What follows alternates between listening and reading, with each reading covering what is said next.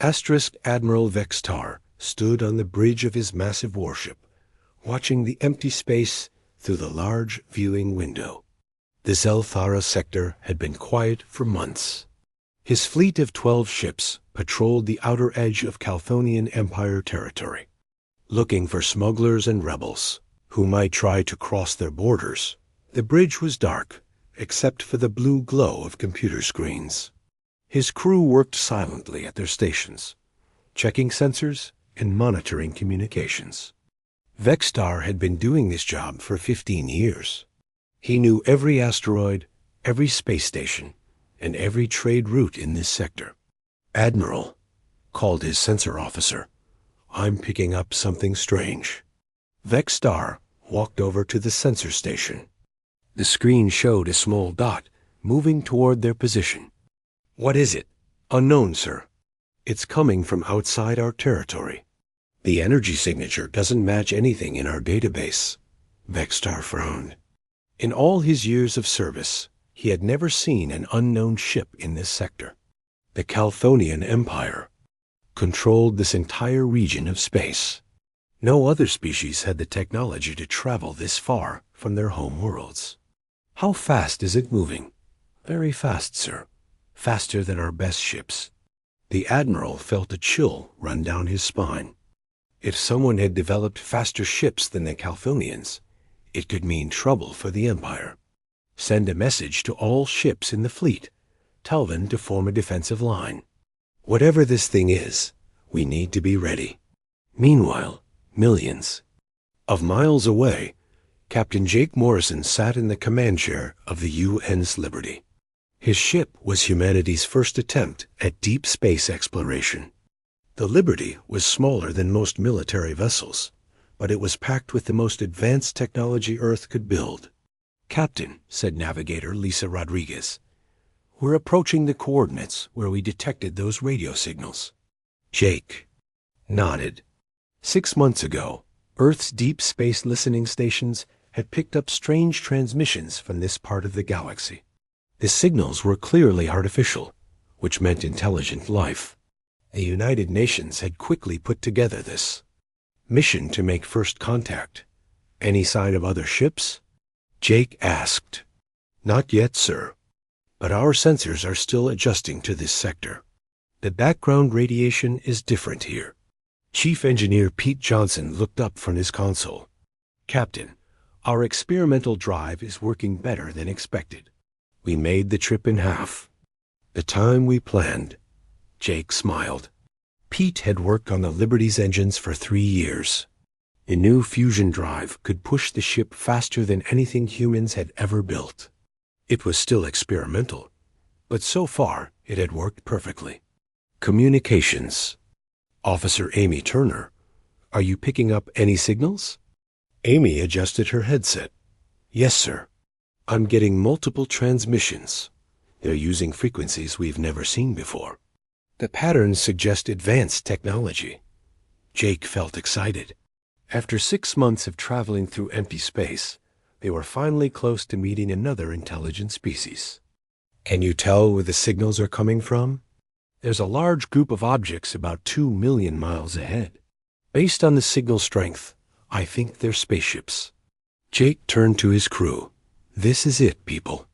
We're about to make first contact with alien life. Remember, we're here in peace. Our mission is to learn about them and show them that humans are friendly." Lisa checked her instruments. "Captain, I'm reading 12 large objects ahead. They're much bigger than our ship." "How much bigger?" "Each one is at least 5 times the size of the Liberty." Jake felt a moment of worry. 12 large ships sounded like a military fleet, not a peaceful exploration group. But maybe this alien species always traveled in large groups. "Take us out of hyperspace," Jake ordered. "Let's see what we're dealing with." The Liberty dropped out of its faster-than-light travel mode. Through the viewing window, Jake could see the alien ships for the first time. They were enormous dark gray vessels with sharp edges and glowing red lights. They looked like they were built for war. On the Calthonian flagship, alarms began ringing. "Admiral," shouted the sensor officer. The unknown ship just appeared right in front of us. Vextar stared at the viewing screen. The alien vessel was unlike anything he had ever seen. It was white and silver, with smooth curves instead of the angular design of Calthonian ships. Strange blue lights pulsed along its hull. "How did it get so close without our sensors detecting it?" "I don't know, sir. One moment there was nothing, then it just appeared." Commander Zethka, Vextar's second-in-command, stepped forward. "Sir, this could be a new type of cloaking technology. If our enemies have developed ships that can appear anywhere without warning, the Empire is in danger." Vextar nodded grimly. "Send a message to all ships. Surround the alien vessel. Do not let it escape." The 12 Calthonian warships moved into position around the Liberty. Each ship was armed with enough weapons to destroy a small moon. Their crews prepared for battle, not knowing what this strange new enemy might do. Jake watched as the alien ships surrounded his vessel. "Amy, try to establish communication. Send them mathematical sequences, star charts, anything that shows we're peaceful." Amy began broadcasting on multiple frequencies. She sent prime numbers, the value of pi, and simple mathematical formulas that any advanced civilization would recognize. She also transmitted pictures of Earth, the solar system, and peaceful symbols from human culture. But the Calthonians didn't understand these signals. Their technology used different principles than human science. What looked like peaceful mathematics to humans looked like complex code to the aliens. "Sir," said Zethka, "the alien ship is sending us some kind of data stream. It could be a virus designed to damage our computers." Vextar was more curious than worried. "Can our computers analyze it?" "Our technicians are trying, but the patterns don't match any known language or code. It's completely alien." On the Liberty, Pete Johnson was studying the alien ships with the ship's sensors. "Captain, these vessels are incredibly advanced. Their power sources are massive, and I'm detecting weapon systems that could vaporize us in seconds." Jake kept his voice calm, but inside he was worried. "Are our shields working?" "Yes, sir, but I don't think they would stop weapons of this size." Lisa was calculating escape routes. "Captain, we could jump to hyperspace, but it would take 30 seconds to charge the drive. Those ships could destroy us long before we escape." Amy continued trying to establish communication. "I'm not getting any response to our peaceful signals. They're not shooting at us, but they're not talking either." Jake made a decision. "We came here to make contact, not to run away. Keep trying to communicate. Show them we're not a threat." He looked at his small crew. Lisa, Pete, and Amy had volunteered for this dangerous mission because they believed in the importance of finding other intelligent life. They were brave scientists and explorers, not soldiers. If these aliens wanted to destroy us, they probably would have done it already, Jake said. "The fact that they're waiting suggests they might be curious about us too." Admiral Vextar was indeed curious. In his 15 years of military service, he had fought rebels, pirates, and enemy fleets. But he had never encountered anything like this small, strange ship that had appeared from nowhere. "Sir," said his communications officer, "the alien vessel is still transmitting. The signals are getting more complex. Any idea what they're trying to say?" "No, sir. But the transmissions don't seem hostile. They're repetitive, like they're trying to teach us something." Vextar stared at the alien ship. It was so small compared to his warships, yet it had technology that his scientists couldn't understand. Where had it come from? How many more ships? Like it existed? And most importantly, what did its crew want in Calthonian space? The two fleets faced each other in the darkness of space, neither side knowing that this moment would change the future of both civilizations forever. Hours passed as both fleets remained in their standoff position.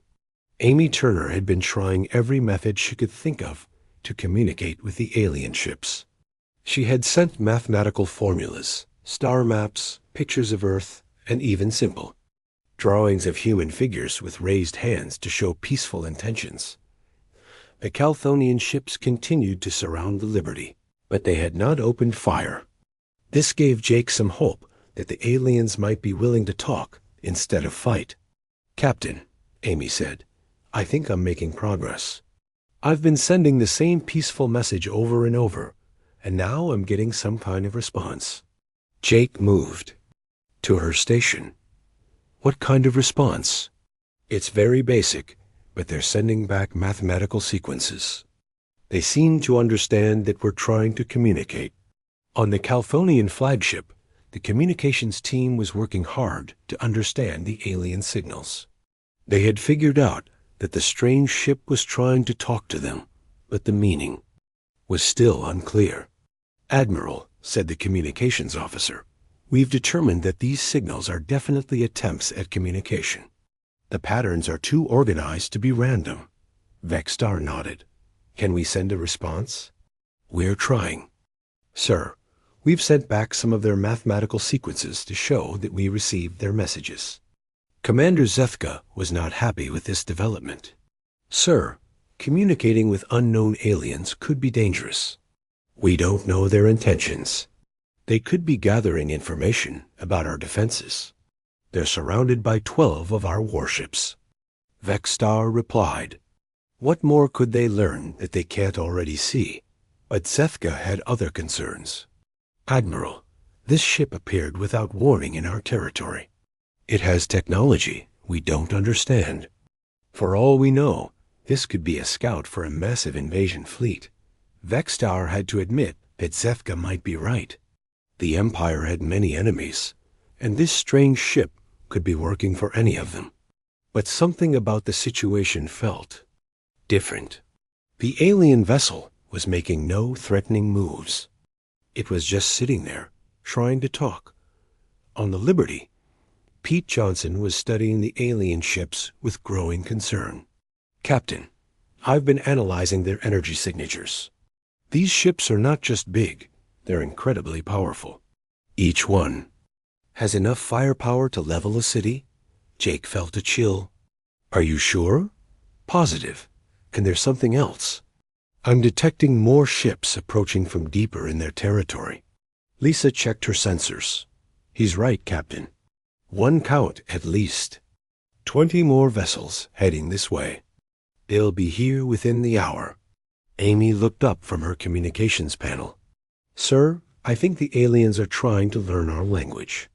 They're sending back variations of our messages, like they're testing different combinations." Jake had to make a difficult decision. More alien warships were coming, which could mean they were planning to destroy the Liberty. But the aliens were also trying to communicate, which suggested they might be willing to talk. "Keep working on communications," Jake told Amy. "But be ready to go to hyperspace if those new ships start shooting." "Yes, sir." Pete Johnson was working on the ship's experimental drive system. "Captain, I've been running diagnostics on our engines. The good news is they're working perfectly. The bad news is that if we get into a fight, the stress could cause them to fail." "What do you mean?" "These engines are still experimental. They've never been tested in combat conditions. If we have to make sudden direction changes or power up our shields quickly, it could overload the system." Jake realized they were in a very dangerous situation. They were surrounded by powerful alien warships. More were coming, and their own ship might not be able to escape if things went wrong. Meanwhile, Admiral Vexstar was receiving reports about the approaching reinforcements. Fleet Admiral Mordock was coming with a full battle group, and Vexstar knew that Mordock was not interested in diplomatic solutions. "Sir," said his sensor officer, "Fleet Admiral Mordock is demanding a full report on the situation." Vexstar sighed. Mordock was one of the Empire's most aggressive commanders. He believed that any unknown threat should be destroyed immediately. without wasting time on communication attempts. Tell him we have encountered an unknown vessel of alien origin. We are attempting to establish communication.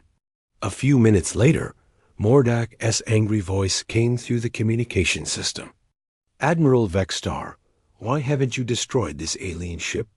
It's clearly a threat to the Empire. Sir, the vessel has made no hostile moves. It appears to be trying to communicate with us. I don't care what it's trying to do. Unknown aliens in our territory must be eliminated. That's Empire policy. Vexstar felt frustrated. Sir, this could be an opportunity to learn about a new species.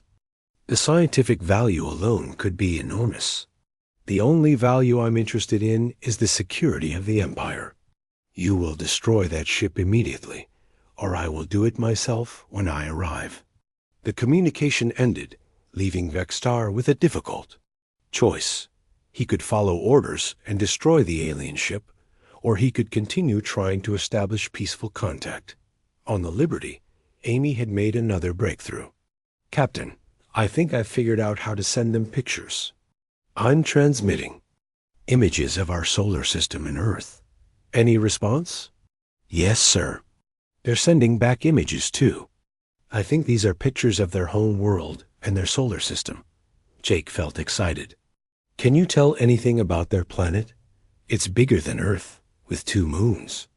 The star is similar to our sun, but brighter. And Captain, look at this. Amy put the alien images on the main screen. The pictures showed a beautiful blue and green planet with massive cities visible from space. The cities were enormous, much larger than anything on Earth. How many people do you think live there? Lisa asked. Based on the size of those cities. Billions, Amy replied. Maybe tens of billions. Pete Johnson whistled softly. That's a lot of aliens. And if they're all as advanced as these ships, they could be the most powerful civilization in the galaxy. Jake studied the images. The alien cities looked peaceful, with parks and gardens visible between the buildings. But he also noticed something else. There were military bases scattered across the planet, and what looked like orbital defense platforms. Around the planet, they're not just advanced, Jake said. They're militarized. This looks like a warrior culture. As if to prove his point, the sensors detected the arrival of the alien reinforcements. 24 more warships dropped out of hyperspace and immediately moved to surround the Liberty. Captain, Lisa said, we're now surrounded by 36 alien warships. Each one is bigger and more powerful than our ship. Amy's communications panel lit up with new signals. Sir, I'm receiving a new transmission. It's different from the others, more direct. Can you understand it? I think so. They're showing us star maps and what looks like territorial boundaries. I think they're telling us that we're in their space. Jake nodded. Send them a message back. Show them that we understand we're in their territory, but that we come in peace. Try to explain that we're explorers, not invaders. Amy worked on the message, using the basic communication system she had developed with the aliens. She sent images of the Liberty traveling through space, pictures of humans studying stars and planets, and symbols that represented peace and friendship, but the message was misunderstood. The Calthonians saw images of a human ship traveling through space and interpreted it as evidence that there were more human vessels somewhere in the galaxy. The pictures of humans studying planets looked like reconnaissance activities to the suspicious aliens. Fleet Admiral Mordock arrived just as Amy's message was being received. His flagship was twice the size of Admiral Vexstar's ship, and it was accompanied by a full battle fleet. Admiral Vexstar, came Mordock's voice over the communication system. I am taking command of this situation. Prepare to destroy the alien vessel. Sir, we've established basic communication. They appear to be peaceful explorers. Peaceful explorers don't have ships that can appear without warning in our territory. This is clearly a military scout. It must be destroyed before it can report back to its fleet. Vexstar realized that his attempts at diplomacy were over. Mordak had the authority to give orders, and he had decided that the human ship was a threat. On the Liberty, the crew watched in growing alarm as more and more alien ships appeared around them. "Captain," Pete said, "our sensors are detecting massive power buildups in the alien ships. I think they're charging their weapons." Jake made a quick decision. "Amy, send an emergency transmission. Tell them we surrender. We don't want to fight." But it was too late. Fleet Admiral Mordak had already given the order to open fire. The first shots came from his flagship, bright energy beams that lit up the darkness of space that the Liberty's experimental shields activated automatically, deflecting the alien weapons. But Pete Johnson could see that the shields were already under enormous stress. "Captain, our shields are holding, but barely. If they keep shooting, we won't last long." Jake looked at his crew. They had come so far and tried so hard to make peaceful contact. Now it looked like they were going to die in the attempt. "Prepare for emergency hyperspace jump," Jake ordered. "We need to get out of here." But as Pete began charging the hyperspace drive, he realized they had a problem. The alien ships were jamming their navigation systems. They couldn't jump to hyperspace without knowing where they were going. The Liberty was trapped, sir. Asterisk, the Liberty shook violently as more alien weapons struck its shields. Warning lights flashed across the bridge, and the ship's computers announced damage to multiple systems. "Shields down to 60%, Pete Johnson called out, his hands moving quickly across his control panel. "I'm rerouting power from non-essential systems, but we can't take much more of this." Captain Jake Morrison gripped his command chair as another blast rocked the ship. "Amy, keep trying to tell them we surrender. There has to be someone over there who wants to talk instead of fight." Amy's voice was tense as she worked at her station. "I'm sending surrender signals on every frequency, Captain." But they're not responding. On Fleet Admiral Mordak's flagship, the bridge crew watched as their weapons struck the small alien vessel. They expected it to be destroyed quickly, but the human ship's shields were holding better than expected. "Weapons officer," Mordak commanded, "increase firepower. I want that ship destroyed now." Admiral Vexstar stood nearby, watching the attack with growing concern. "Sir, the alien vessel is broadcasting what appear to be surrender signals. Maybe we should stop firing and try to capture it instead." Mordak turned to face Vexstar, his expression angry. "That ship invaded our territory. It's clearly a military scout gathering information about our defenses. We cannot allow it to escape and report back to its fleet. But, sir, we could learn valuable information from the crew. Think of what we could discover about this new species. The only thing I want to discover is how to destroy their entire civilization before they become a threat to the Empire." Back on the Liberty, Pete Johnson was working frantically to keep the ship's systems running. "Captain, I'm detecting something strange. The alien weapons are designed to overload shields quickly, but our shields work on completely different principles. They're not as effective against us as they expected." Jake felt a spark of hope. "How long can we hold out?" "Maybe 20 minutes, if I can keep rerouting power."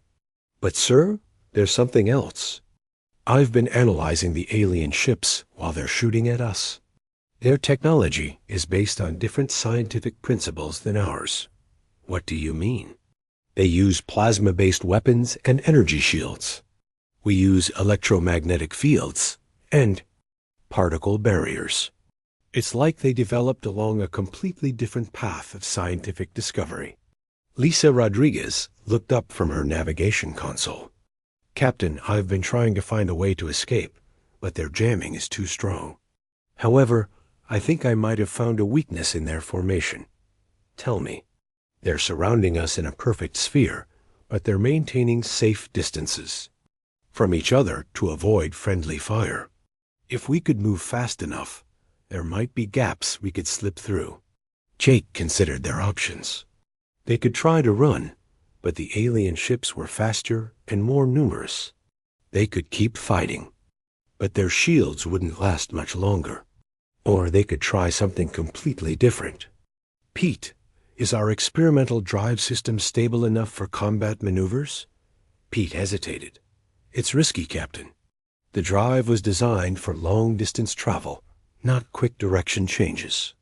But the alien jamming doesn't seem to affect our navigation. Computers the way it should. Why not? Because our computers use quantum processing. Their jamming is designed for conventional computer systems. They probably don't even know what quantum computing is. Jake realized they might have an advantage they hadn't considered. Amy, I want you to try something.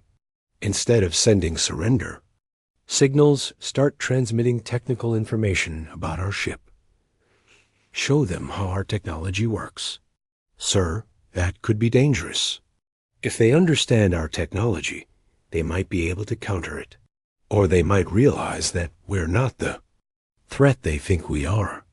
If our technology is completely different from theirs, maybe they'll understand that we developed independently. That would prove we're not working for their enemies. Amy began transmitting detailed information about human technology. She sent data about fusion reactors, quantum computers, electromagnetic field generators, and hyperspace navigation systems. On the alien ships, the technical teams were amazed by what they were seeing. The human technology was unlike anything in their databases. It didn't match the technology of any known species in the galaxy. Admiral, said the chief science officer on Vextar's ship, these technical specifications are incredible. This species has developed completely different solutions to the same problems we've solved. Vextar studied the data streaming across his screens. What do you mean? For example, they use fusion reactors that are much smaller and more efficient than ours. Their computer systems are based on quantum mechanics, which we abandoned centuries ago because we thought it was too difficult. And their faster-than-light travel system uses principles we've never seen before. Could they be more advanced than us? In some ways, yes. In other ways, no. They're different, sir. Very different. Fleet Admiral Mordock was also receiving reports about the human technology. But instead of being curious, he was becoming more concerned. If this species has technology we don't understand, they could be even more dangerous than I thought. Sir, said his science officer, the technical data suggests that this species developed independently. They're not using technology from any known civilization. This could mean they're not working for our enemies. Or it could mean they're a completely new threat, Mordock replied. Either way, they must be destroyed. But on the Liberty, Pete Johnson had made a breakthrough. Captain, I've figured out how to use our drive system for combat maneuvers.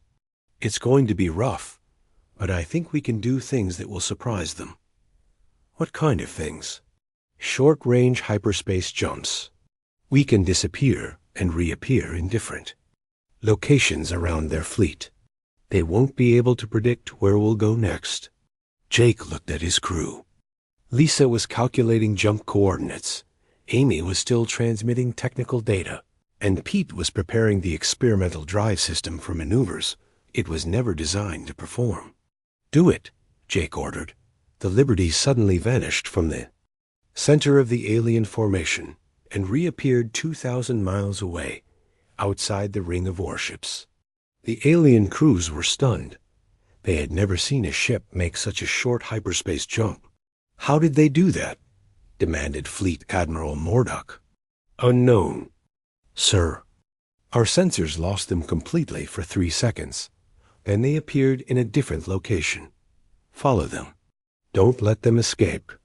But before the alien ships could change course, the Liberty vanished again.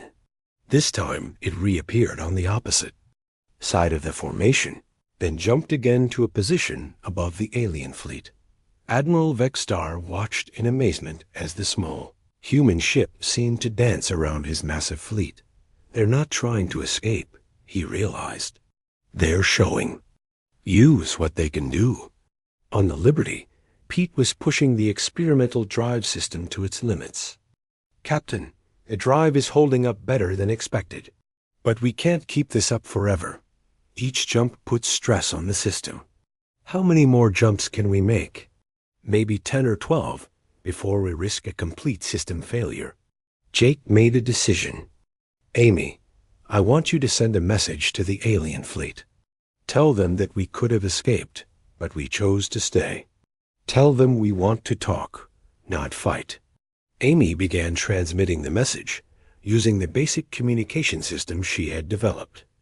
She sent images showing the Liberty easily escaping from the alien ships, followed by images of humans and aliens talking peacefully together. Admiral Vextar received the message and finally understood what was happening. They're not trying to escape, he told his crew. They're demonstrating their capabilities while trying to convince us to negotiate. But Fleet Admiral Mordak was becoming increasingly frustrated. I don't care what they're trying to do. No alien ship makes a fool of the Calphonian Empire. All ships, concentrate fire on that vessel. Destroy it now. 36 alien warships turned their weapons toward the Liberty. The combined firepower was enough to destroy a small moon. When they opened fire, space lit up with energy beams and explosive projectiles. But the Liberty was no longer where they expected it to be. Pete Johnson had made another hyperspace jump, this time appearing directly in the middle of the alien. Formation.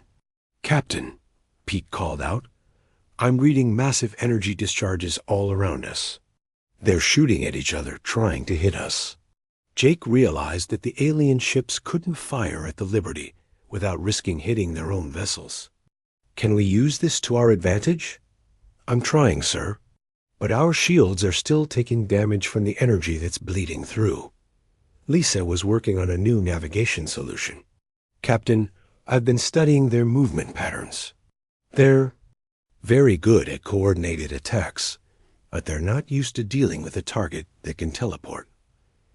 What are you thinking? If we can stay inside their formation, they can't use their heavy weapons without hitting each other. It buys us time to keep trying to communicate. Amy had been listening to the alien communications while she worked on her translation efforts. Captain, I'm picking up what sounds like an argument between two of their commanders. I think some of them want to stop fighting and talk to us. The secret communication between Admiral Vextar and the Liberty continued for several minutes. Amy Turner had managed to establish a basic translation system that allowed simple concepts to be shared between the two ships.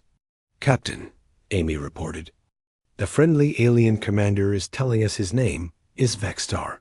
He says that his superior, someone called Mordak, has ordered our destruction. But Vextar believes we are peaceful explorers. Jake felt relieved that at least one alien understood their intentions. Can you tell him that we have no military fleet? That we're alone out here? Amy sent the message, using pictures and simple symbols to show that the Liberty was humanity's only deep spaceship. She included images of Earth, showing that humans were still confined to one solar system. Admiral Vextar studied the information with growing amazement. According to the human data, their entire species lived on a single planet. They had no empire, no conquered worlds, and no military fleets. The Liberty was their first attempt to explore beyond their home solar system. This changes everything, Vextar told his science officer. They're not scouts for an invasion force. They're pioneers, like our ancestors were thousands of years ago. But before Vextar could act on this information, Fleet Admiral Mordak made a decisive move. Admiral Vextar, you are relieved of command for failure to follow orders. I am taking direct control of your ship. Vextar watched helplessly as Mordak's security troops beamed aboard his ship and escorted him from the bridge. Commander Zeth Ka was placed in charge of Vextar's vessel. All ships, Mordak announced, This is your new battle plan. We will surround the alien vessel and fire simultaneously from all directions. It cannot teleport away from that many attacks at once. On the Liberty, Pete Johnson detected the change in the alien fleet's behavior. Captain, they're repositioning their ships. It looks like they're preparing for a coordinated attack from multiple directions at once. Jake realized that their brief, diplomatic success had been crushed. How many ships are we facing now? 48, sir. More reinforcements arrived while we were communicating with the friendly commander. Lisa Rodriguez was calculating escape routes, but the situation looked hopeless. Captain, even if our drive system was working perfectly, we can't outrun 48 ships. They'll follow us wherever we go. Amy continued monitoring communications from the alien fleet. Sir, I'm not receiving any more messages from Commander Vexstar. I think something happened to him. Jake looked at his crew. They had tried everything they could think of. They had attempted peaceful communication, demonstrated their non-hostile intentions, and even found an alien commander willing to talk. But it hadn't been enough. Pete, how are our systems holding up? The hyperspace drive is stable, but our shields are down to 40%. If they hit us with everything they have, we won't survive. Jake made a difficult decision. I'm not going to let us be destroyed without showing them what humans are really capable of. If they want to see our technology in action, let's give them a demonstration they'll never forget. What do you have in mind, Captain? Pete, I want you to route all available power to the shield generators. Not just defensive power, but energy. From the life support systems, the hyperspace drive, everything except basic life functions. Pete looked concerned. Sir, that's extremely dangerous. If we put that much power through the shield generators, they could overload and explode. Or they could create a defensive field stronger than anything these aliens have ever seen. Amy, I want you to record everything that happens next. If we don't survive this, at least Earth will know what we tried to do. Amy began recording there. Final message to Earth while Pete worked to reconfigure the ship's power systems. Lisa calculated the positions of all 48 alien ships, preparing for whatever Jake had planned. Fleet Admiral Mordak was ready to end the encounter. All ships, target the alien vessel, and prepare to fire on my command. Use maximum power. I want nothing left of that ship.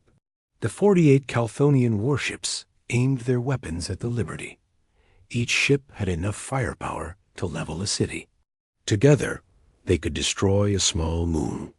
Fire, Mordak commanded. Space erupted in brilliant light as 48 ships unleashed their weapons. Simultaneously, energy beams, plasma bolts, and explosive missiles converged on the small human vessel from every direction. But something unexpected happened. Instead of being destroyed, the Liberty seemed to absorb the massive attack. A sphere of blue-white energy surrounded the ship, growing brighter and larger as more weapons struck it. Pete Johnson watched his instruments in amazement. Captain, the shield generators are doing something I've never seen before. They're not just deflecting the energy, they're converting it and storing it.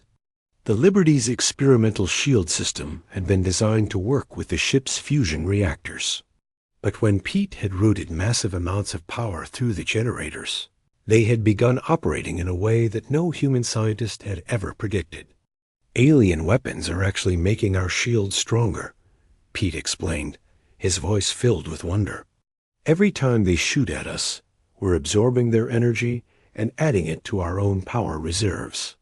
Jake stared at the readouts. How is that possible? I think it's because their weapons are plasma-based and ours are electromagnetic. When plasma hits our electromagnetic fields at this power level, it creates a feedback loop that generates more energy than it consumes. On the Calthonian ships, panic was spreading among the crews. Their most powerful weapons were not only failing to damage the human vessel, but seemed to be making it stronger. Sir, the weapons officer on Mordok's ship reported, "Our attacks are having no effect. The alien ship appears to be absorbing our energy." Fleet Admiral Mordak stared at the viewing screen in disbelief. The small human ship was now surrounded by a brilliant sphere of energy that pulsed and grew with each weapon strike. "Impossible," Mordak muttered. "No technology can convert weapons fire into defensive energy." But his science officer was studying the phenomenon with growing alarm. "Sir, according to our sensors, the alien ship's power levels are increasing exponentially. If this continues, they could have enough energy to power a small star." Meanwhile, Commander Zethka was watching the battle from Admiral Vextar's phoner ship. He had always believed that overwhelming force was the solution to any problem, but the human vessel was proving him wrong. What kind of species develops technology like this? Zethka wondered aloud. On the Liberty, Amy Turner was recording everything. For her final message to Earth, "The alien ships had been firing at us for 3 minutes straight," she spoke into her recorder. "But our shields are not only holding, they're getting stronger. Pete's modifications have turned their attacks into a power source." Lisa Rodriguez was monitoring the alien fleet's movements. "Captain, some of their ships are pulling back. I think they're scared." Jake could understand why. From the aliens' perspective, they were facing a ship that could not be destroyed, no matter how much firepower they used against it. It would be like trying to put out a fire with gasoline. "Pete, how long can we maintain this?" "As long as they keep shooting at us, sir. But if they stop, we'll need to find another power source quickly, or the system will overload." Jake realized they had a unique opportunity. "Amy, open a communication channel to all the alien ships. I want to talk to all of them at once." Amy worked quickly to establish a broad communication link. "Ready, sir?" Jake spoke clearly, knowing that Amy's translation system would convert his words into symbols the aliens could understand. "Alien commanders, this is Captain Jake Morrison of Earth. You have seen that your weapons cannot harm our ship, but we do not want to fight you. We came here in peace, and we still offer peace." The message was transmitted to all 48 Calthonian ships. For the first time since the encounter began, the human voice was heard directly by every alien. "Commander in the fleet, we could have destroyed your ships while you were attacking us," Jake continued. "We could have used the energy you gave us to power weapons of our own, but we chose not to. We want to be your friends, not your enemies." Fleet Admiral Mordak was furious at this demonstration of human capability. "Resume firing." "I don't care. If they can absorb our energy, keep shooting until their systems overload." But many of the ship commanders were beginning to have doubts. If the humans had wanted to destroy them, they could have done so already. The fact that they were still offering peace while surrounded by hostile ships suggested that they really were explorers, not conquerors. Admiral Vextar, still under guard on his own ship, heard Jake's message and felt vindicated. He had been right to try diplomatic contact instead of immediate attack. "You see?" Vextar told his guards. "They could have destroyed us all by now, but they're still trying to make peace. This species is not our enemy." But Mordak refused to listen to reason. "All ships continue firing. Use every weapon you have. I want that ship destroyed." The alien attacks intensified, with some ships firing continuously for over 10 minutes. The energy sphere around the Liberty grew so bright that it could be seen from millions of miles away. Pete Johnson was struggling to control the massive power levels. Captain Asterisk. Fleet Admiral Mordok's threat created an immediate crisis within the Calthonian fleet. Several ship commanders who had been impressed by the human demonstration now faced a choice between following their military orders or pursuing a peaceful solution. Admiral Vextar, who had regained control of his ship, when his crew refused to support Mordok's increasingly extreme orders, made a decision that would change the course of galactic history. All ships loyal to the true values of the Calthonian Empire, Vexstar announced on the fleet communication channel, "Consider this. We have encountered a species with technology we cannot defeat, yet they choose peace over war. They could have destroyed us all, but instead they offer friendship. Which path serves the Empire better, endless war or potential alliance?" 17 ships in the fleet moved away from Mordok's formation and took positions near Vexstar's vessel. Their commanders had decided that diplomacy was worth exploring, even if it meant defying their superior officer. Captain Jake Morrison watched this development with amazement. "Amy, are you getting this? The alien fleet is splitting into 2 groups." Amy monitored the communications traffic between the alien ships. "Yes, sir. It sounds like there's a civil war starting in their fleet. About half the ships want to talk to us, and the other half still want to destroy us." Pete Johnson was working to stabilize their ship's systems after the massive energy discharge. "Captain, our experimental drive is stable again, but we used up most of our stored energy in that demonstration. If we need to make another hyperspace jump, it will take time to charge the system."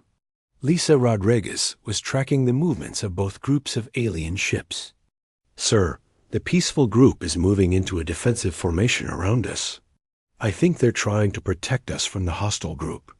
Jake realized that their demonstration had accomplished more than he had hoped.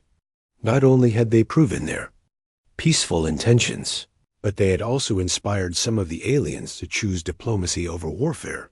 Fleet Admiral Mordok was furious at this turn of events. "Admiral Vexstar, you are committing treason against the Empire.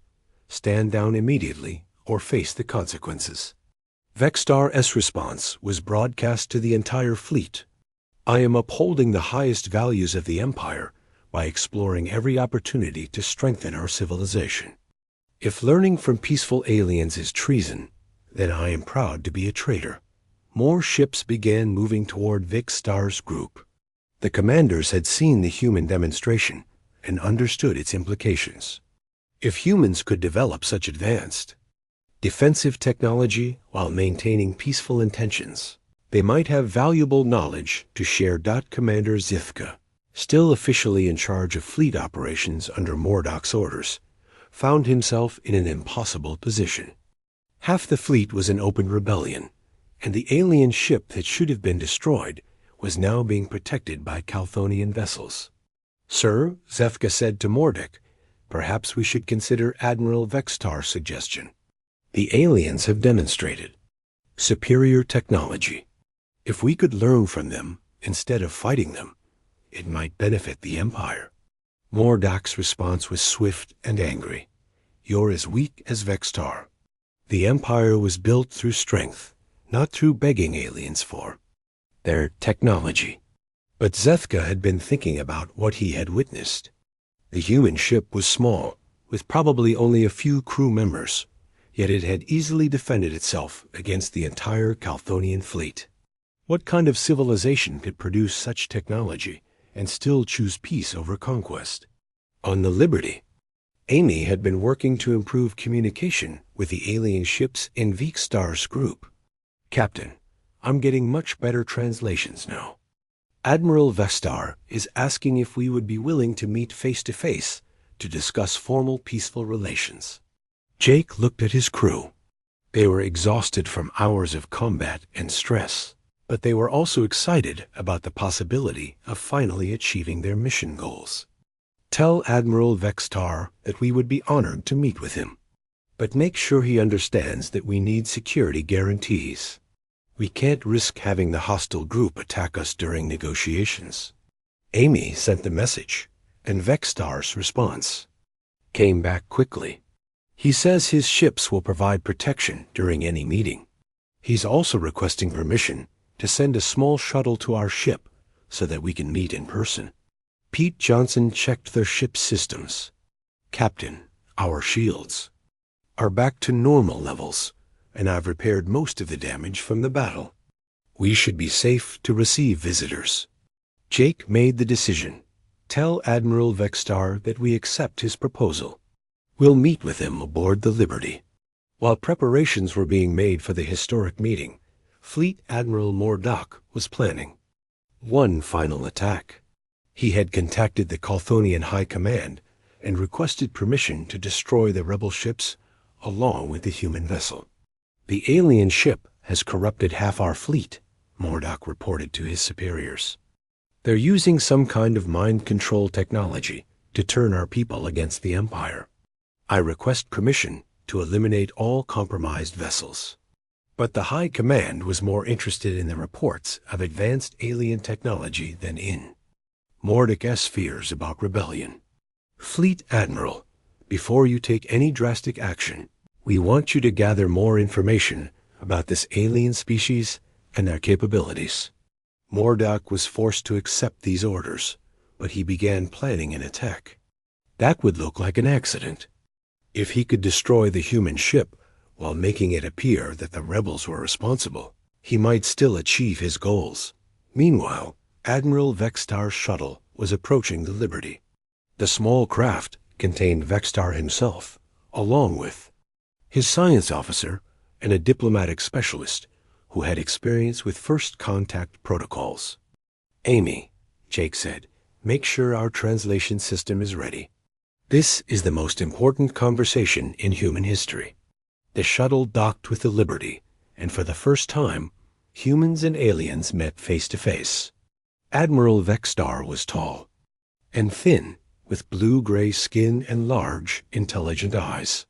He moved gracefully, despite the unfamiliar gravity aboard the human ship. Captain Morrison, Vexstar said through the translation system, I am honored to meet the leader of such a remarkable species. Your people's commitment to peace, despite your obvious military capabilities, is unlike anything we have encountered in the galaxy. Jake extended his hand in the human gesture of greeting. Admiral Vexstar, we're grateful for your willingness to choose diplomacy over warfare. We came to this sector hoping to make peaceful contact with other intelligent species. Vexstar studied Jake's offered hand for a moment, then extended his own hand in return. The gesture was recorded by Amy as the first peaceful physical contact between humans and aliens. Tell me about your civilization, Vexstar requested. We have seen your technology, but we know nothing about your society. Jake spent the next hour describing human civilization, Earth's history, and humanity's goals for space exploration. He explained that humans were still confined to one solar system, and that the Liberty was their first attempt to explore beyond their home. Vexstar was amazed by what he learned. Your species achieved interstellar travel while maintaining peaceful relations among yourselves. In our history, every species that reached the stars did so by conquering other species first. We've had our wars, Jake admitted, but we learned. That cooperation achieves more than conflict. When we developed the technology to reach other stars, we chose to use it for exploration rather than conquest. The alien admiral's science officer had been studying the Liberty's technical systems with Pete Johnson. Captain Morrison, the science officer said, your ship's technology represents solutions to problems that our scientists have struggled with for centuries. Would your people be willing to share this knowledge? Jake considered the question carefully. We'd be happy to share our scientific knowledge, but we'd want to make sure it's used for peaceful purposes. We've seen what happens when advanced technology is used for war. Admiral Vexstar understood Jake's concern. I propose an exchange. We can teach you about galactic civilization, introduce you to other peaceful species, and show you how to navigate the complex politics of this region. In return, perhaps we can learn from your approach to technology and diplomacy.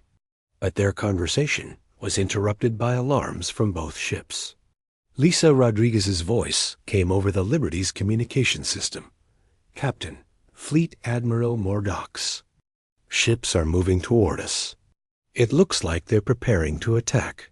Admiral Vexstar immediately contacted his own ships. All vessels, defensive positions around the human ship. Prepare to protect our new allies. Jake realized that the peaceful meeting had triggered the final confrontation. Admiral, we don't want your people to fight each other because of us. Captain Morrison, this conflict was inevitable. The Empire has been divided for years between those who believe in expansion through conquest and those who believe in growth through cooperation. Your arrival has simply forced us to choose sides. Through the viewing window, they could see Mordak's 31 ships forming an attack formation. Vextar's 17 ships positioned themselves between the hostile fleet and the Liberty. Amy. Jake ordered, send a message to Fleet Admiral Mordak. Tell him that we're willing to leave this sector peacefully if he'll guarantee safe Pasa Asterisk